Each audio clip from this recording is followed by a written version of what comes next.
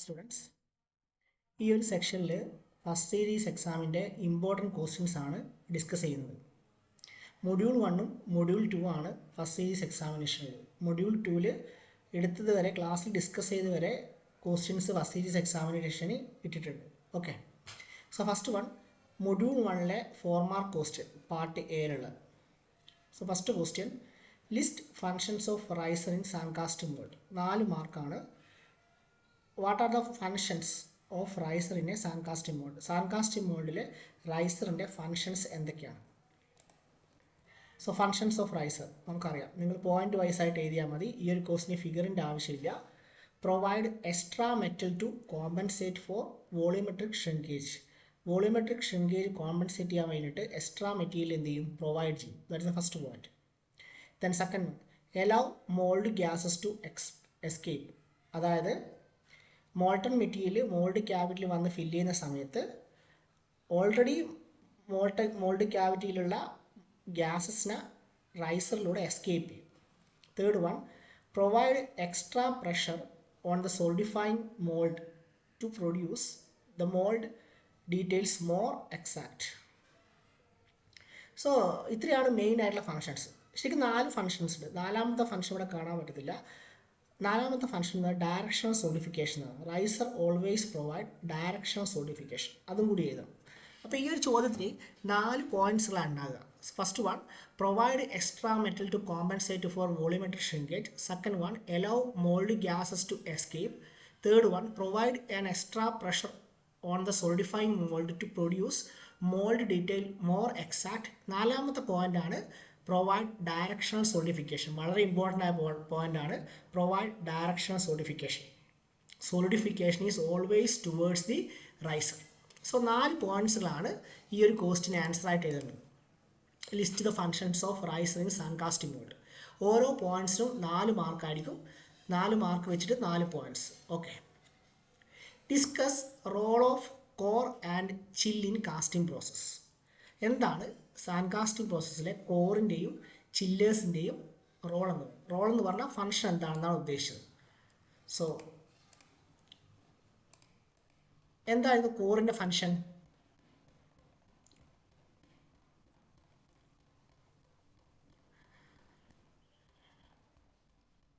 ഇപ്പോൾ 2 മാർക്കാണ്. കോറിന് 2 മാർക്കും ചില്ലേഴ്സിന് 2 മാർക്കും. അങ്ങനെയാണ് സ്പ്ലിറ്റ് ചെയ്തിരിക്കുന്നത്.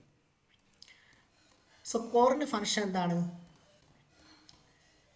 Core are used in Sancastic mold to make holes, recesses, projection, undercut and internal cavities. ഇതാണ് അതിൻ്റെ പോയിന്റ്. ദെൻ നിങ്ങൾക്ക് എക്സ്ട്രാ ആയിട്ട് core is a body made up of refractory material which is set into the prepared mould before closing. So core is an obstruction. When the molten material will be flow into the mold cavity, the space occupied with the core is not filled with molten material, and after the casting process there will be a hollow structure will be producing. 2 മാർക്കിനുള്ള ഒരു 4 പോയിന്റ്സിൽ എഴുതിയാൽ മതി. ഫിഗറൊന്നും വേണ്ട. കോറിൻ്റെ function എന്താണ്? Main point ഇതാണ്. Core is use to in sand casting mould to make holes, recesses, projection, undercut and internal cavities. Okay, then ചില്ലേഴ്സിൻ്റെ ഫങ്ഷൻ എന്താണ്? 2 മാർക്കാണ് ചില്ലേഴ്സിന്.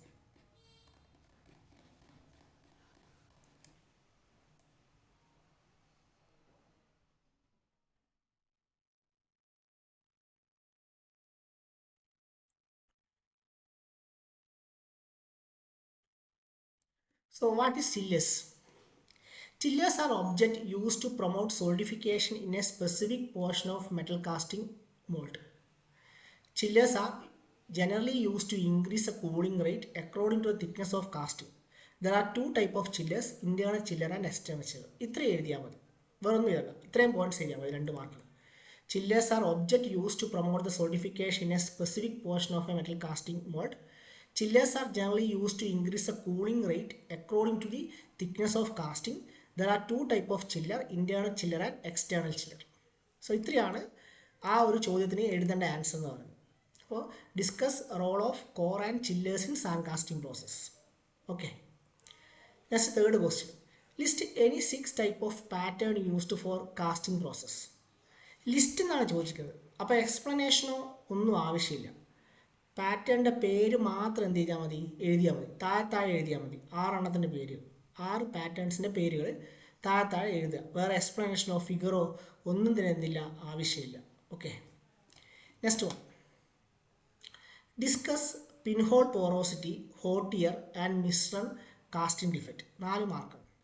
Pinhole porosity, hot tear, misrun casting defect, ഇത്രയാണ് ഡിസ്ക്രൈബ് ചെയ്യേണ്ടത്. സോ 4 മാർക്കാണ്. 3നെ പറ്റി എഴുതണം. 2 3 പോയിന്റും ഫിഗർ ഉണ്ടെങ്കിൽ ഫിഗർ എഴുതുക. ഇപ്പോൾ pinhole porosity,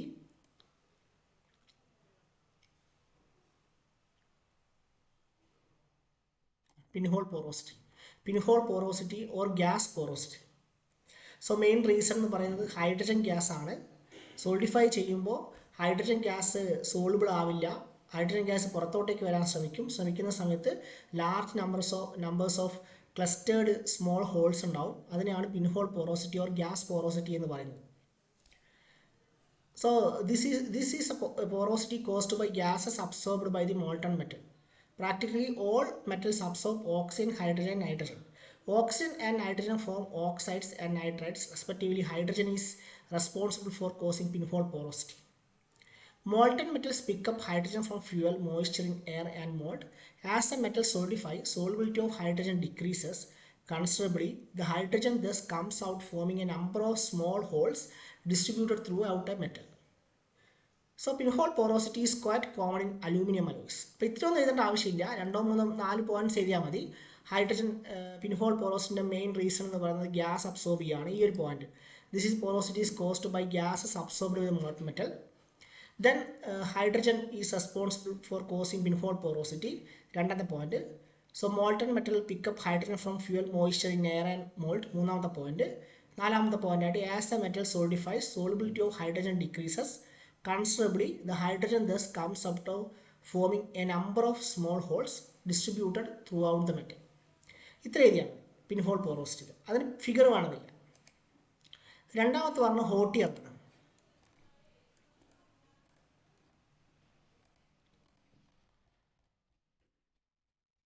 Hot iron. Ragged irregular internal or external crack occur immediately after the metal have been solidified. Metal solidify ചെയ്യുന്ന സമയത്ത് sudden abrupt change in section ആണെങ്കിൽ, അതായത് ഷാർപ്പ് കോർണേഴ്സ് ആണെങ്കിൽ അവിടെ ക്രാക്ക് പ്രൊഡ്യൂസ് ചെയ്യും. അതിനെയാണ് ഹോട്ട് ഇയർ എന്ന് പറയുന്നത്. ഓക്കെ, ഈ ഫിഗർ വരക്കണം, ഇമ്പോർട്ടൻ്റ് ആണ്. ഇതല്ല. നാലാമത്തെ പറഞ്ഞത് മിശ്രണമാണ്. മിശ്रण is basically a visible defect.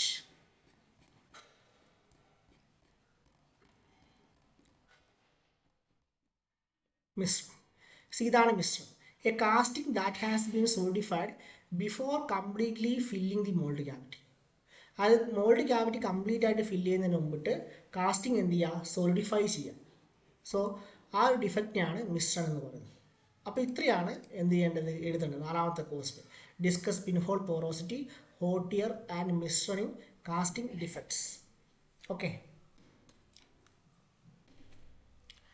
So അഞ്ചാമത്തെ ക്വസ്റ്റ്യൻ എന്ന് പറയുന്നത് explain any one of type of centrifugal casting process with a neat sketch. അതായത് നീ ഒരു സ്കെച്ചും അതിൻ്റെ എക്സ്പ്ലനേഷനും. സ്കെച്ച് 2 മാർക്കും എക്സ്പ്ലനേഷൻ 2 മാർക്കും ആയിരിക്കും. ഏതെങ്കിലും ഒരു സെൻട്രിഫ്യൂഗൽ കാസ്റ്റിംഗ് പ്രോസസ്സ് നീറ്റായിട്ട് എക്സ്പ്ലെയിൻ ചെയ്യുക ഫിഗർ വരച്ചിട്ട്.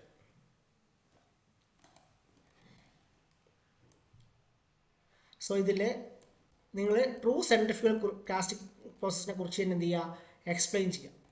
ഇപ്പോൾ 2 3 പോയിന്റും മതി. അതായത് centrifugal casting is a metal casting process that uses force generated by the centripetal acceleration to distribute the molten metal in the mold. അതൊരു പോയിന്റ്. പിന്നെ 3 ടൈപ്പ് സെൻട്രിഫ്യൂഗൽ കാസ്റ്റിംഗ് പ്രോസസ്സ് ഉണ്ടെന്ന് ജസ്റ്റ് എഴുതുക. ദെൻ ട്രൂ സെൻട്രിഫ്യൂഗൽ കാസ്റ്റിംഗ് പ്രോസസ്സിനെ കുറിച്ച് 2 3 sentence മാത്രം മതി. ഈ ഒരു ഫിഗറും വരക്കുക. ഓക്കെ. ഏതെങ്കിലും ഒരു സെൻട്രിഫ്യൂഗൽ കാസ്റ്റിംഗ് പ്രോസസ്സിനെ കുറിച്ചാണ് പറഞ്ഞിട്ടുള്ളൂ. 4 മാർക്കാണ്. 2 മാർക്ക് ഫിഗറിനും 2 മാർക്ക് എക്സ്പ്ലനേഷനും ആയിരിക്കും. ഇപ്പോൾ 2 മാർക്ക് എക്സ്പ്ലനേഷൻ ഉള്ളൂ. അപ്പോൾ 4 5 പോയിന്റ്സുകൾ മാത്രം നിങ്ങൾ എഴുതിയാൽ മതി. ഓക്കെ. ആറാമത്തെ ഒരു പ്രോബ്ലമാണ്. ഓൾറെഡി നമ്മൾ ക്ലാസ് ചെയ്തതാണ്. In a casting under certain mould condition the mould constant in Chvorinov's rule is known to be 4 minutes per centimeter square based on previous experience. The casting is a flat whose length L is equal to 30 centimeter, width W is equal to 10 centimeter, thickness H is equal to 20 mm. Determine how long it will take for the casting to solidify. ക്ലാസ്സിൽ already നമ്മൾ ചെയ്ത problem ആണത്. കോർണിവോറസ് rule വെച്ചിട്ട് ഉള്ള പ്രോബ്ലമാണ്. വളരെ സിമ്പിളായിട്ടുള്ള പ്രോബ്ലമാണ്. See this is the problem. അപ്പോൾ ഈ ഫിഗർ വരക്കണം, ഈ ഇക്വേഷൻസ് ഇമ്പോർട്ടൻ്റ് ആണ് എഴുതണം, പിന്നെ ഈ സ്റ്റെപ്പുകളും എന്താണ് ഇമ്പോർട്ടൻ്റ് ആണ്. ഓക്കെ, നെക്സ്റ്റ് മൊഡ്യൂൾ 1-ലെ എസ്എ ക്വസ്റ്റ്യൻസ് ആണ്. ഓക്കെ, 8 ഇമ്പോർട്ടൻ്റ് ക്വസ്റ്റ്യൻസ് ആണ് ഞാൻ അവിടെ കൊടുത്തിരിക്കുന്നത്. Explain, first one, explain steps involve in sand casting process. Sand casting പ്രോസസ്സിലെ സ്റ്റെപ്പുകളെ കുറിച്ച് എക്സ്പ്ലെയിൻ ചെയ്യാം. അപ്പോൾ അതിനൊരു ബ്ലോക്ക് ഡയഗ്രം വരുന്നുണ്ട്. ആ ബ്ലോക്ക് ഡയഗ്രത്തിന് 3 മാർക്കോളം ബ്ലോക്ക് ഡയഗ്രത്തിനായിരിക്കും.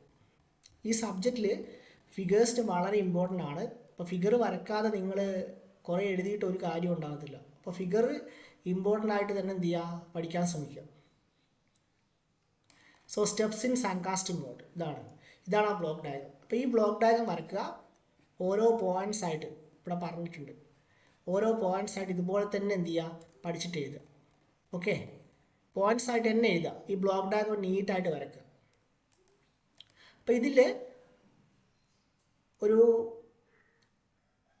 4 മാർക്കോളം ഫിഗറിനും 3 മാർക്ക് ഫിഗറിനും 5 മാർക്ക് എക്സ്പ്ലനേഷൻ വെക്കും. അങ്ങനെ 8 മാർക്ക് വന്നിട്ടുണ്ടാകും. ഓക്കെ, അടുത്ത explain, sketch and explain the components of a gating system in casting process. അപ്പോൾ ഗേറ്റിംഗ് സിസ്റ്റത്തെ കുറിച്ചാണ് എക്സ്പ്ലെയിൻ ചെയ്യേണ്ടത്.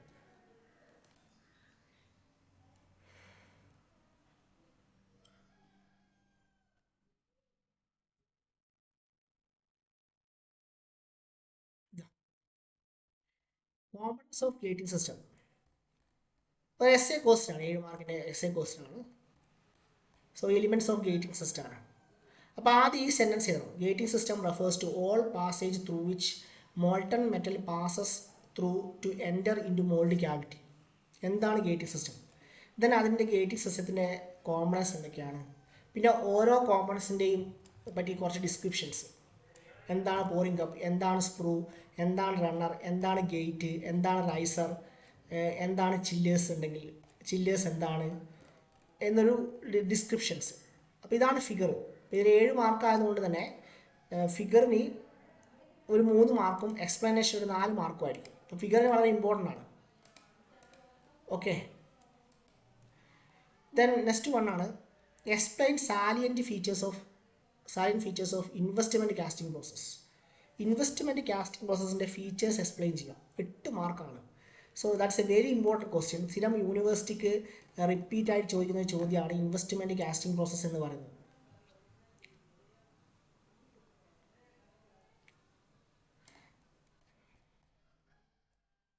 സോ അതിൽ കൂടുതലൊന്നും പറയാനില്ല. ഈ സ്റ്റെപ്പുകളൊക്കെ തന്നെ എന്ത് ചെയ്യുക, 1 by 1 ആയിട്ട് ഫിഗർ വരച്ചിട്ട് എക്സ്പ്ലെയിൻ ചെയ്യാം.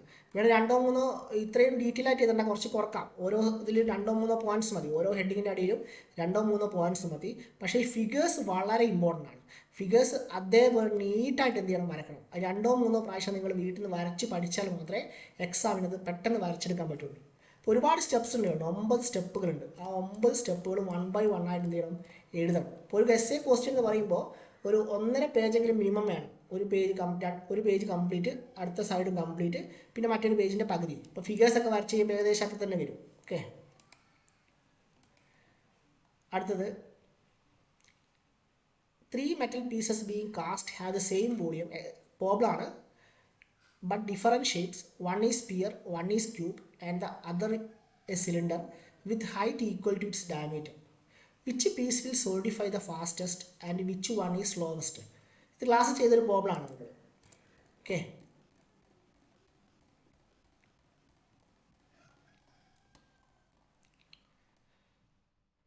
ഇവിടെ ഉണ്ടോ, ക്ലാസ് ചെയ്ത പ്രോബ്ലം ആണ്. ഏത് പീസാണ് സോളിഡിഫൈ ചെയ്യുക ഫാസ്റ്റായിട്ട്? ഇപ്പോൾ സോളിഡിഫിക്കേഷൻ ടൈം എന്ന് പറയുന്നത് inversely proportional to surface area ആണ്. സർഫസ് ഏരിയ കൂടുന്നതനുസരിച്ച് സോളിഡിഫിക്കേഷൻ ടൈം എന്ത് ചെയ്യും, കുറഞ്ഞു വരും. ഓക്കെ, സോ ഇതാണ് ഈ പ്രോബ്ലം ആണ്. ഇത് യൂണിവേഴ്സിറ്റി എക്സാമിന് സ്ഥിരം ചോദിക്കുന്നൊരു പ്രോബ്ലം ആണ്. ഇതുപോലെ തന്നെ പഠിച്ചിട്ട് എഴുതുക. ഓക്കെ, ഏറ്റവും നല്ലത് ഈ പ്രോബ്ലം വന്നു കഴിഞ്ഞാൽ പ്രോബ്ലം അറ്റൻഡ് ചെയ്യുന്നതാണ്. ഫിഗർ വരക്കേണ്ട ആവശ്യമില്ല, പെട്ടെന്ന് തന്നെ സ്കോർ ചെയ്യാം mark, 7 mark. Okay, next one explain centrifugal casting process with neat sketch. 8 മാർക്കാണ്. Centrifugal casting process with neat sketch.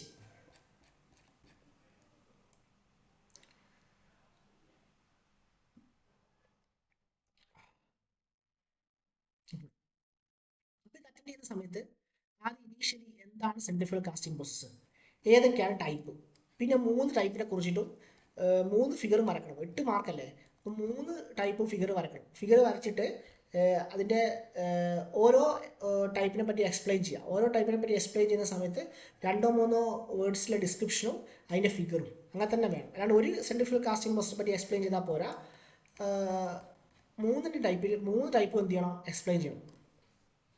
ഓരോ ഹെഡ് ടൈപ്സ് പറഞ്ഞതിന് ശേഷം 3 ക്ലാസിഫിക്കേഷൻ ഉണ്ടെന്ന് പറഞ്ഞതിന് ശേഷം ഓരോ ക്ലാസിഫിക്കേഷനെ പറ്റിയിട്ട് എന്ത് ചെയ്യുക, 2-3 സെൻറ്റൻസുകൾ എഴുതിയാൽ മതി. 4-5 സെൻറ്റൻസ് മാക്സിമം 4-5 സെൻറ്റൻസ് ഓരോ ഹെഡിങ്ങിൻ്റെ അടിയിൽ വരുന്ന രീതിയിൽ പഠിച്ചേക്കുക.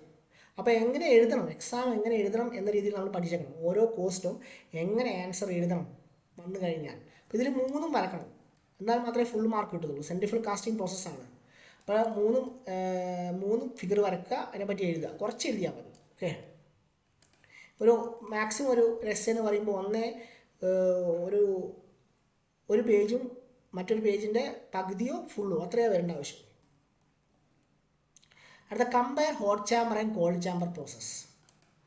ആ ചോദ്യം വളരെ ശ്രദ്ധിക്കണം. കമ്പയർ എന്ന് പറഞ്ഞിട്ടാണ് ചോദിച്ചത്. അപ്പോൾ നിങ്ങൾ വെറുതെ എന്ത് ചെയ്യാൻ പാടില്ല, ഹോട്ട് ചാമ്പർ പ്രോസസ്സും കോൾഡ് ചാമ്പർ പ്രോസസ്സും എഴുതി വെക്കാൻ പാടില്ല. ഇതുപോലെ തന്നെ കമ്പയർ ചെയ്യുന്ന രീതിയിൽ തന്നെ എന്ത് ചെയ്യണം, എഴുതണം. നമ്മൾ ക്ലാസ്സിൽ എടുത്തിട്ടുണ്ടായിരുന്നു. ഇപ്പോൾ 2 സൈഡ് വരച്ചിട്ട് തന്നെ കോളം വരച്ചിട്ട് തന്നെ എഴുതണം. അല്ലാണ്ട് ഹോട്ട് ചാമ്പർ പ്രോസസ്സ് എന്താണ്, കോൾഡ് ചാമ്പർ പ്രോസസ്സ് എന്താണെന്നല്ല ചോദിച്ചിരിക്കുന്നത്, കമ്പയർ ചെയ്യാനാണ് ചോദിച്ചിരിക്കുന്നത്. ഓക്കെ, അപ്പോൾ ഇതുപോലെ തന്നെ എന്ത് ചെയ്യുക, എഴുതുക. അടുത്ത discuss the need of core in sand casting mould. Explain different type of core. 7 mark. അപ്പോൾ എന്താണ് സാൻഡ് കാസ്റ്റിംഗ് മോൾഡിൻ്റെ കോറിൻ്റെ ആവശ്യകത, different types of core explain ചെയ്യുക. വളരെ സിമ്പിളായിട്ടുള്ള ക്വസ്റ്റ്യൻ ആണ്. സോ കോറിൻ്റെ ആവശ്യകത എന്താണ് ആദ്യം എക്സ്പ്ലെയിൻ ചെയ്യുക, എന്തിനാണ് കോർ യൂസ് ചെയ്യുന്നത്, then types of core list ചെയ്യുക. അതിനുശേഷം ഓരോ കോറിനെ പറ്റിയിട്ട് ഫിഗറും അതേപോലെ തന്നെ 2-3 സെൻറ്റൻസ് പഠിക്കാനുള്ളൂ. പക്ഷേ ഫിഗർ വളരെ ഇമ്പോർട്ടൻ്റ് ആണ്. ഫിഗർ വരച്ച് തന്നെ എന്ത് ചെയ്യണം, പഠിക്കണം കേട്ടോ എല്ലാവരും. അവിടുത്തെ വരെ അടുത്ത discuss the need of last one explain step involve in shell mould casting process. 8 മാർക്കാണ്.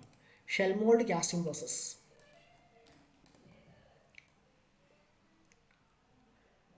ഇതാണ് ഷെൽ മോൾഡ് കാസ്റ്റിംഗ് പ്രോസസ്. ഇതിലും ഇൻവെസ്റ്റ്മെൻറ്റ് കാസ്റ്റിംഗ് പ്രോസസ്സ് പോലെ തന്നെ ഒരുപാട് സ്റ്റെപ്പുകൾ വരുന്നുണ്ട്. അപ്പോൾ സ്റ്റെപ്പുകളൊക്കെ വരുന്നതുകൊണ്ട് തന്നെ നിങ്ങൾ കറക്റ്റായിട്ട് പഠിച്ചിരിക്കണം. എങ്ങനെയാണ് വരുന്നത്, എന്തൊക്കെ പോയിൻറ്റ്സുകൾ എഴുതണം. അനാവശ്യമായിട്ടുള്ള ഒരു പോയിൻ്റ് എഴുതേണ്ട ആവശ്യമില്ല.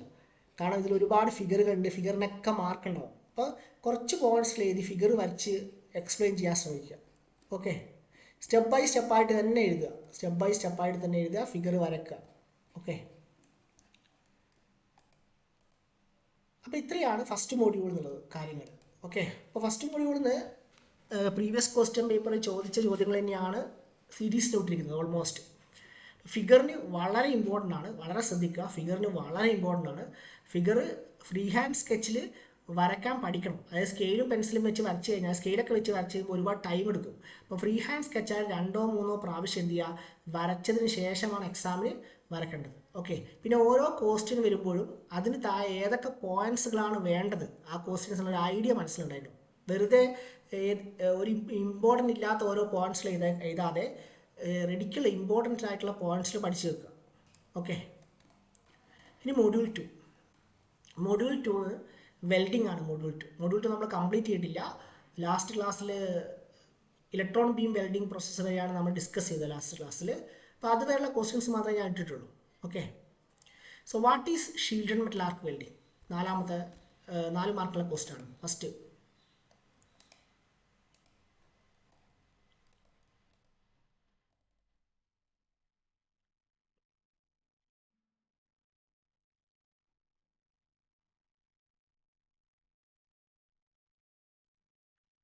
what is shielded metal arc welding?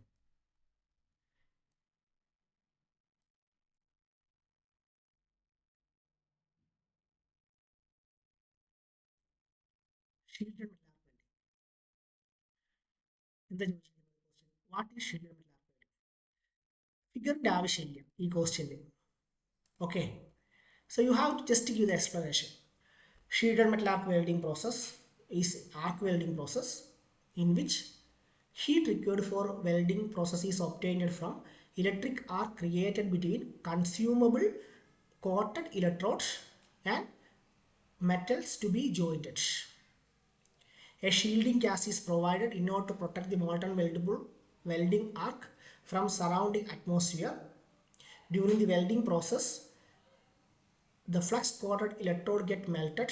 Flux undergo chemical reaction producing slag that will float over the molten material, as the density of slag will be less than when compared to density of molten material. Slag will reduce the cooling rate, absorb oxides and absorb impurities from the molten material and act as a cleaning agent. ഇത്ര എഴുതിയാൽ മതി. 4 മാർക്കിൻ്റെ question, figure ഒന്നും മറക്കേണ്ട ആവശ്യമില്ല. Okay,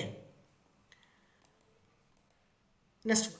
neutral flame cannot be used for welding brass, whereas oxidizing flame can be used. എന്തുകൊണ്ടാണ് brass weld ചെയ്യാൻ വേണ്ടി neutral flame use ചെയ്യാത്തത്? നമ്മൾ ക്ലാസ്സിൽ എടുത്തിട്ടുണ്ട്. നമ്മൾ ന്യൂട്രൽ ഫ്ലെയിം എന്തുകൊണ്ട് യൂസ് ചെയ്യുന്നില്ല?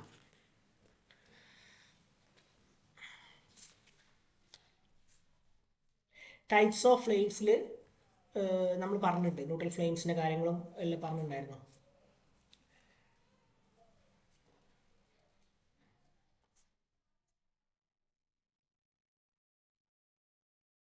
യെസ്, എന്തുകൊണ്ടാണ് ന്യൂട്രൽ ഫ്ലെയിം യൂസ് ചെയ്യാതെ ഓക്സിഡൈസിങ് ഫ്ലെയിം യൂസ് ചെയ്യുന്നത്? സി, ഓക്സിഡൈസിങ് ഫ്ലെയിം യൂസ് ചെയ്യുന്ന സമയത്ത് which will oxidise the metal, that is brass ഒക്കെ വെൽഡ് ചെയ്യുന്ന സമയത്ത് ഓക്സിഡൈസിങ് ഫ്ലെയിമാണ് യൂസ് ചെയ്യുന്നതെങ്കിൽ അത് മെറ്റലിന് എന്ത് ചെയ്യും, ബ്രാസിന് എന്ത് ചെയ്യും, ഓക്സിഡൈസ് ചെയ്യും. So which will prevent the evaporation of zinc and tin from brass welding. അതായത് ബ്രാസ് എല്ലാം പോയി സിങ്കും ടിന്നും ഉണ്ടാവും. അപ്പോൾ ഓക്സൈഡ്സ് ഫോം ചെയ്തിട്ട് അത് സിങ്കിൻ്റെയും ടിൻ്റെയും ഇവാപ്രേഷനെ പ്രിവെൻറ്റ് ചെയ്യും. ഏത്? Oxidising flame. അതുകൊണ്ടാണ് ഓക്സിഡൈസിങ് ഫ്ലെയിം എന്ത് ചെയ്യുന്നത്, ഈ ബ്രാസ് വെൽഡിങ്ങിൽ യൂസ് ചെയ്യുന്നത്. ന്യൂട്രൽ ഫ്ലെയിം യൂസ് ചെയ്യില്ല. Okay, so what is the difference between consumable electrode and non consumable electrode? Consumable ഇലക്ട്രോഡും നോൺ കൺസ്യൂമബിളും തമ്മിലുള്ള ഡിഫറൻസ് എന്താണ്? 2 മാർക്ക്. അപ്പോൾ കൺസ്യൂമബിൾ ഇലക്ട്രോഡ് എന്താണെന്ന് എഴുതുക, നോൺ കൺസ്യൂമബിൾ ഇലക്ട്രോഡ് എന്താണെന്ന് എഴുതുക. 2 mark 2 mark. Consumable electrode use ചെയ്യുന്ന എക്സാമ്പിളായിട്ട് കൺസ്യൂമബിൾ ഇലക്ട്രോഡ് യൂസ് ചെയ്യുന്ന ഏതെങ്കിലും 1 or 2 വെൽഡിങ്ങിൻ്റെ പേര് എഴുതുക. നോൺ കൺസ്യൂമബിൾ ഇലക്ട്രോഡ് യൂസ് ചെയ്യുന്ന 1 or 2 വെൽഡിങ്ങിൻ്റെ പേര് എഴുതുക. ടിഗ് വെൽഡിങ്, മിഗ് വെൽഡിങ് ഒക്കെ നോൺ കൺസ്യൂമബിൾ ഇലക്ട്രോഡാണ് യൂസ് ചെയ്യുന്നത്. Okay, next one. Straight polarity. Explain straight polarity and reverse polarity in arc welding. ഇപ്പോൾ സ്ട്രെയിറ്റ് പൊളാരിറ്റിക്ക് 2 മാർക്കും റിവേഴ്സ് പൊളാരിറ്റിക്ക് 2 മാർക്കും. അപ്പോൾ സ്ട്രെയിറ്റ് പൊളാരിറ്റിയും റിവേഴ്സ് പൊളാരിറ്റിയും തമ്മിലുള്ള വ്യത്യാസമാണ് എഴുതേണ്ടത്. ഓൾറെഡി നമ്മൾ ക്ലാസ്സിൽ വ്യക്തമായിട്ട് എടുത്തിട്ടുണ്ട്. സ്ട്രെയിറ്റ് പൊളാരിറ്റി എന്താണ്, ആർക്ക് വെൽഡിങ് എടുക്കുന്ന സമയത്ത് നമ്മൾ എടുത്താണ്. സ്ട്രെയിറ്റ് പൊളാരിറ്റി എന്താണ്, റിവേഴ്സ് പൊളാരിറ്റി എന്താണ്, സ്ട്രെയിറ്റ് പൊളാരിറ്റിയുടെ ക്യാരക്ടറിസ്റ്റിക് എന്താണ്, റിവേഴ്സ് പൊളാരിറ്റിയുടെ ക്യാരക്ടറിസ്റ്റിക് എന്താണ്. എന്തായിരുന്നു straight polarity? Straight polarity means electrode എന്താണ്, നെഗറ്റീവാണ്, വർക്ക് പീസ് എന്താണ്, പോസിറ്റീവാണ്. 70% ഓഫ് ഹീറ്റ് പ്രൊഡ്യൂസ് ചെയ്യുക എവിടെയാണ്? വർക്ക് പീസിലാണ്. 30% ഓഫ് ഹീറ്റ് പ്രൊഡ്യൂസ് ചെയ്യുക എവിടെയാണ്? ഇലക്ട്രോഡിലാണ്. അപ്പോൾ തിക്ക് പ്ലേറ്റ് വെൽഡ് ചെയ്യാൻ വേണ്ടിയിട്ടാണ് സ്ട്രെയിറ്റ് പൊളാരിറ്റി യൂസ് ചെയ്യുക. റിവേഴ്സ് സ്ട്രെയിറ്റ് പൊളാരിറ്റി വേറൊരു പേരാണ് ഡയറക്റ്റ് കറണ്ട് ഇലക്ട്രോഡ് നെഗറ്റീവ്. അത് എത്താട്ടി തരണം കേട്ടോ. റിവേഴ്സ് പൊളാരിറ്റി എന്ന് വെച്ച് കഴിഞ്ഞാൽ ഡയറക്റ്റ് കറണ്ട് ഇലക്ട്രോഡ് പോസിറ്റീവാണ്. അപ്പോൾ ഇലക്ട്രോഡ് പോസിറ്റീവും വർക്ക് പീസ് നെഗറ്റീവ് ആയിരിക്കും. അപ്പോൾ 70% ഓഫ് ഹീറ്റ് എവിടെയാണ് പ്രൊഡ്യൂസ് ചെയ്യുക? ഇലക്ട്രോഡിലാണ് പ്രൊഡ്യൂസ് ചെയ്യുക. 30% ഹീറ്റ് എവിടെയാണ് പ്രൊഡ്യൂസ് ചെയ്യുക? വർക്ക് പീസിലാണ് പ്രൊഡ്യൂസ് ചെയ്യുക. അതുകൊണ്ട് തിൻ പ്ലേറ്റ്സുകൾ തമ്മിൽ വെൽഡ് ചെയ്യാൻ വേണ്ടിയിട്ടാണ് റിവേഴ്സ് പൊളാരിറ്റി യൂസ് ചെയ്യുക. ദെൻ ഡിസ്കസ് വെൽഡിംഗ് ആർക്ക് ഇനീഷ്യേഷൻ ടെക്നിക്ക്. 4 മാർക്കാണ്. വളരെ സിമ്പിളായിട്ടുള്ള ക്വസ്റ്റ്യൻ ആണ്, മിസ്സാക്കരുത്. Welding ആർക്കിൻ്റെ initiation ടെക്നിക്കാണ്. ആർക്ക് വെൽഡിങ്ങിലാണ് നമ്മൾ ഡിസ്കസ് ചെയ്തിരിക്കുന്നത്. എന്തൊക്കെയായിരുന്നു വെൽഡിംഗ് ആർക്ക്? ഒരു momentary touching the electrode with the job. ഈ ഫിഗർ വരക്കുക. By scratching the electrode with the job, by keeping a steel wool between electrode and the job. Then automatic വെൽഡിങ്ങിലാണെങ്കിൽ carbon rod use ചെയ്യും. അപ്പോൾ steel wool use ചെയ്യുന്ന ഏതൊരു വെൽഡിങ്ങിലായിരുന്നു? Submerged ആർക്ക് വെൽഡിങ്ങിലും അതേപോലെ തന്നെ ഇലക്ട്രോ സ്ലാഗ് വെൽഡിംഗ് പ്രോസസ്സിലാണ് സ്റ്റീൽ വൂൾ എന്ത് ചെയ്യുന്നത്, യൂസ് ചെയ്യുന്നത്. അപ്പോൾ വേണമെങ്കിൽ ആ ഒരു സ്റ്റേറ്റ്മെൻറ്റ് ഇവിടെ എഴുതാം. In submerged arc welding and electro slag welding process steel wool is used between the electrode and the work piece in order to create an arc between the electrode and work piece. Okay, അപ്പോൾ അത്രയാണ് 4 മാർക്കിൻ്റെ questions രണ്ടാമത്തെ മൊഡ്യൂളുകൾ. Then രണ്ടാമത്തെ മൊഡ്യൂളിലെ S A questions, important ആയിട്ടുള്ള S A questions. ഇതൊക്കെ തന്നെ ഈ previous university exam question paper എന്നുള്ള എസ് എ ക്വസ്റ്റ്യൻസ് തന്നെയാണ് എടുത്തിരിക്കുന്നത്. Okay, with a neat sketch flame characteristic of gas welding process. അപ്പോൾ ഗ്യാസ് വെൽഡിംഗ് പ്രോസസ്സിൻ്റെ ഫ്ലെയിം ക്യാരക്ടറിസ്റ്റിക്കിനെ പറ്റിയിട്ട് എക്സ്പ്ലെയിൻ ചെയ്യാൻ വേണ്ടി. അപ്പോൾ 3 ടൈപ്പ് ഫ്ലെയിം ആണത്. ഓൾറെഡി നമ്മൾ ഡിസ്കസ് ചെയ്തിട്ടുണ്ട് ക്ലാസ്സിൽ. 3 ടൈപ്പ് ഫ്ലെയിമാണ്: oxidising flame, neutral flame, carburising flame. അതിൻ്റെ കാര്യങ്ങളൊക്കെ എക്സ്പ്ലെയിൻ ചെയ്യുക, ഫിഗർ വരയ്ക്കുക ഒക്കെ ചെയ്യാം. ഓക്കെ,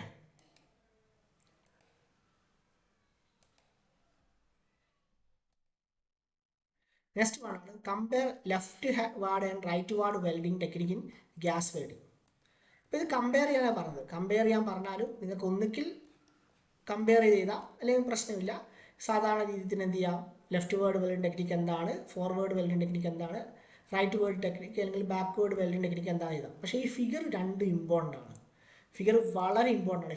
ഫിഗർ വരച്ചിട്ടേ എന്ത് ചെയ്യാൻ പാടുള്ളൂ, എക്സ്പ്ലെയിൻ ചെയ്യാൻ പാടുള്ളൂ. ഓക്കെ, ശരിക്കും 2-3 പോയിന്റ്സേ ഓർത്ത് വെക്കാനുള്ളൂ.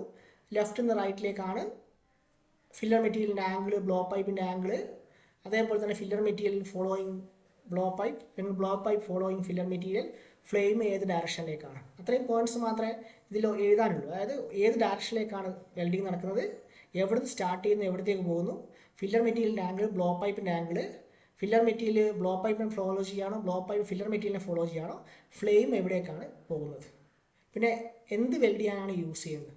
ഓക്കെ,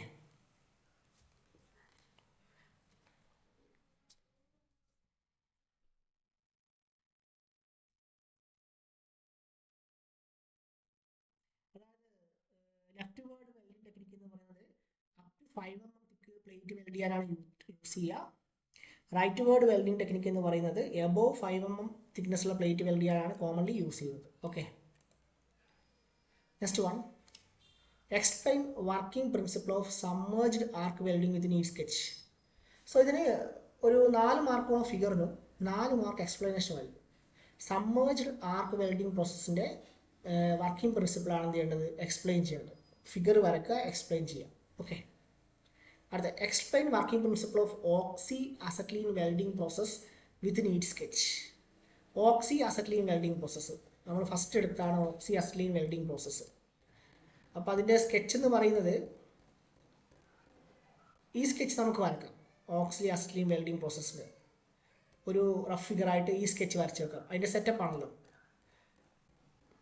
ദെൻ ഓക്സി അസറ്റ്ലീൻ വെൽഡിങ്ങിൽ എന്താണ് ബേൺ ചെയ്യുന്നത്, അതിൻ്റെ ബേണിങ്ങിൻ്റെ ഇക്വേഷൻസ് ചെയ്താൽ ഇങ്ങനെയാണ് ബേൺ ചെയ്യുന്നത്, അസറ്റ്ലീൻ ബേൺ ചെയ്യുന്നത് എങ്ങനെയാണ്, ഇത്ര ഫ്ലെയിം ഉണ്ട്, ഫ്ലെയിമിനെ പറ്റി ഡീറ്റെയിൽ ആയി വേണ്ട, ഈ ഫ്ലെയിമുകളാണ്, ഫ്ലെയിമിൻ്റെ ക്യാരക്ടറിസ്റ്റിക്കൾ ജസ്റ്റ് എഴുതുക, പിന്നെ ഈ ഫിഗർ എന്ത് ചെയ്യുക, വരക്കുക, സെറ്റപ്പിൻ്റെ ഫിഗറും വരക്കുക, ഈ സെറ്റപ്പിൻ്റെ ഫിഗറും വരക്കുക.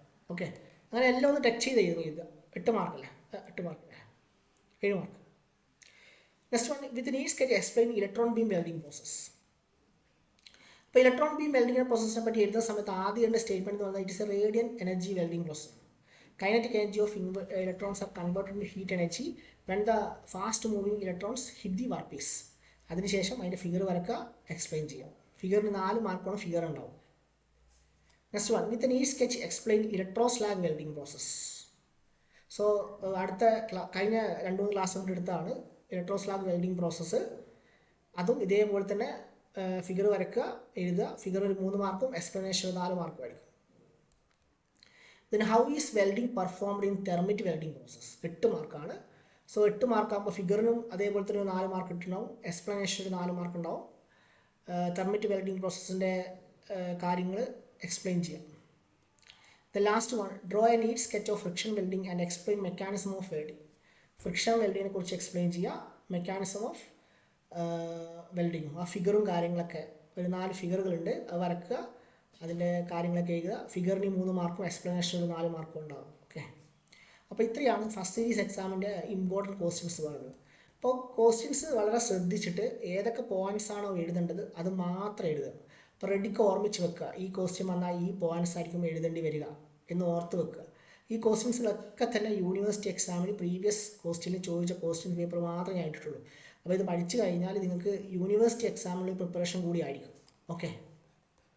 അപ്പോൾ എല്ലാവരും നല്ലോണം പഠിച്ചിട്ട് ഫിഗറുകളൊക്കെ കറക്റ്റായിട്ട് വരച്ചിട്ട് വേണം എഴുതാൻ. ഓക്കെ, എന്തെങ്കിലും ഡൗട്ട്സ് ഉണ്ടെങ്കിൽ എന്നെ വിളിച്ച് ചോദിക്കുക, മെസ്സേജ് അയക്കുകയോ എന്തെങ്കിലും ചെയ്ത് കഴിഞ്ഞാൽ പറഞ്ഞുതരാം. ഓക്കെ, ശരി എന്നാൽ.